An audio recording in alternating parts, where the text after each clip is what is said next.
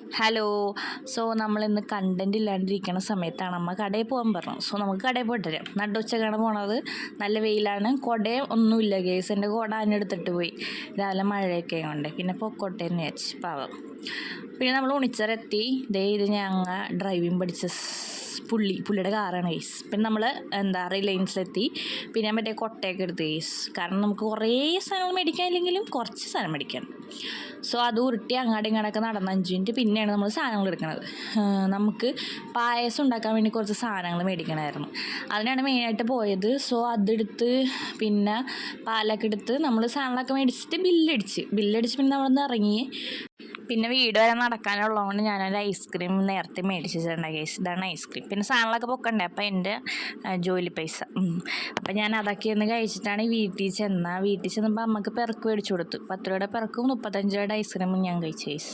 അപ്പോൾ അത്രേ ഉള്ളൂ. Bye bye. ഇഷ്ടപ്പെട്ട ലൈക്ക്, ഷെയർ, സബ്സ്ക്രൈബ്.